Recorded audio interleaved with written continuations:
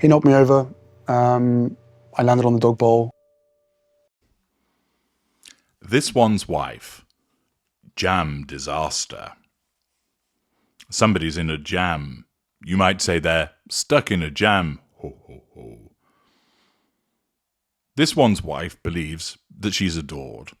She believes that she is loved.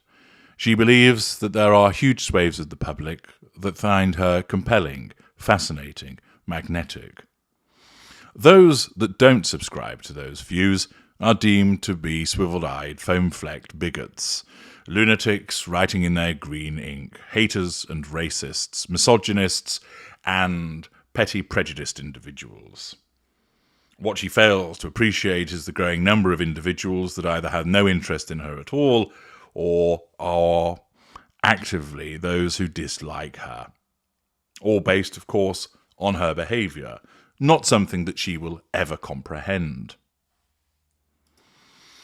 Such is the level of delusion that this one's wife operates by in relation to her perceived popularity. She thinks that no matter what she does, the public will flock to watch, to listen, to purchase. There are instances, of course, where some of the things that she does have a degree of popularity. For instance, the Harry and This One's Wife docu-series, which got a lot of views.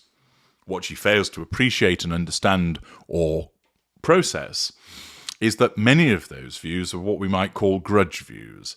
People watching not because they like her or are interested in her, but they want to laugh at her. They want to pick up on the latest incidences of her ridiculous behaviour to then go and comment about it in social media.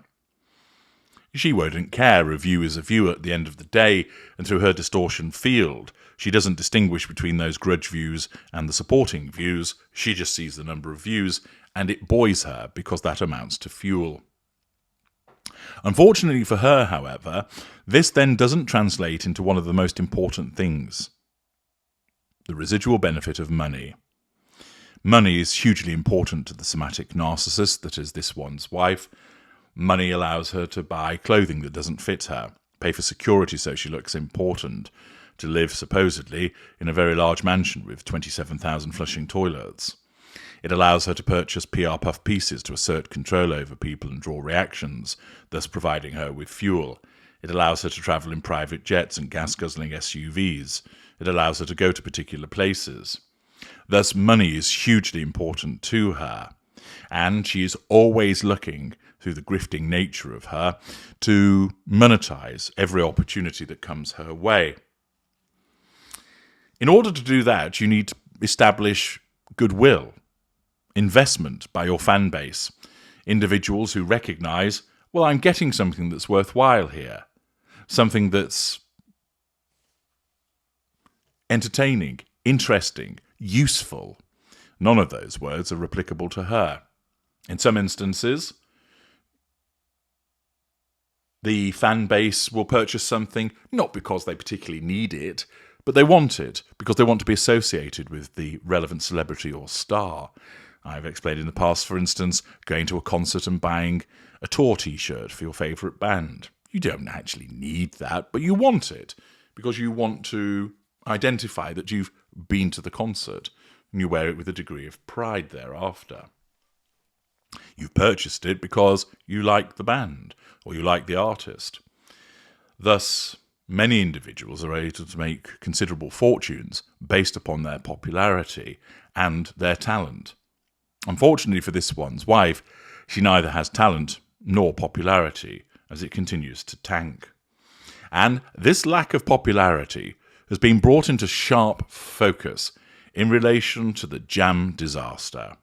As you know, in an attempt to drum up interest in American Riviera Orchard, this one's wife decided that it would be a really good idea to plonk some jam in some jars, stick on some labels that don't adhere properly, and then plonk the jam amidst some lemons and send it off to various Californian housewives. Okay, as I explained yesterday in Immediate Parts Passim, this marketing strategy is, well, to sum it up, it's and my PR expert confirmed as such. You look at it and think, what a mess. It's stupid. It doesn't really make any sense. Strawberry jam amongst lemons? Why? And as I mentioned yesterday, people end up focusing on that rather than the product. There's no story associated with the product. A combination of this stupid and cack-handed launch and her inherent lack of popularity coalesces in the cold, hard facts of data. Lauren Welch, writing for The Express, headlines with, "Royal fans refuse to buy This One's Wife strawberry jam when it eventually goes on sale."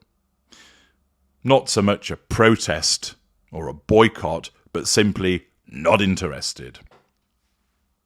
The report reads, "Royal fans have stated that they will refuse to buy This One's Wife strawberry jam when it eventually goes on sale. Poll results have shown."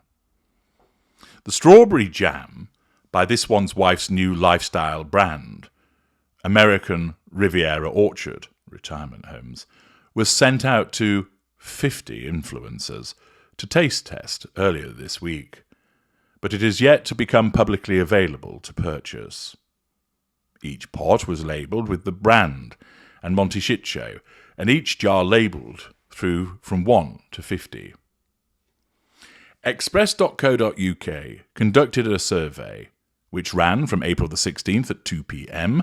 until April the 17th at 9:30 a.m. to ask people whether they would purchase a jar once it becomes publicly available.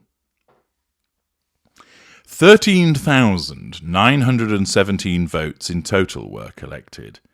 Now, get ready for this. 98% stated they would not be interested in buying a jar of This One's Wife's jam. 98%. 1% stated they were undecided on whether they would buy one or not, and only 1%, 163 votes, stated they would buy a jar. Oh dear. Now, The Express, admittedly, isn't going to be a hotbed of support for This One's Wife, but nevertheless, 98% saying won't buy it is such a ringing endorsement of her unpopularity. I don't think we've necessarily seen it solidified in such a way. 98% of those who cast their votes said, "I'm not buying it." Now, that's not going to extrapolate out across the world. The percentage would be reduced, but nevertheless, it does give you a very strong indication that most people would not be interested in making a purchase. Then add in those that might be interested, the sugars, but can't afford it, and you can see that there's going to be a significant problem for This One's Wife. This is a jam disaster for her, and it's predicated on two things. First, the cack-handed manner in which this product has been launched, or this lifestyle brand has been launched, and secondly, and overwhelmingly, the fact that she is so unpopular as a consequence of the way that she has behaved demonstrates that not only does nobody want to buy what she's offering, indeed, this is before anybody's really tasted it. You could imagine, for instance, if there were already reviews going, "My God, it tastes like anti-stair carpet," or it's like chowing down on week-old socks. No, there are no reviews of it other than the handful, and it really is a handful, of these influencers stating, "Tastes sweet, I'm obsessed with it." But that's not enough. 98% turn around and say, "Don't want it." And that is a huge slap in the face to This One's Wife, and demonstrates why this lifestyle brand is doomed to failure. That's a huge problem for This One's Wife because she believes that it will succeed. It's a huge problem to her because it will deny her the residual benefit of money. And also, such a failure will wound her, making her feel weak and vulnerable, unimportant, not special.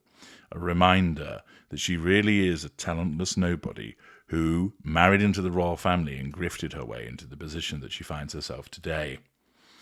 She's being exposed on a daily basis, and 98% say no.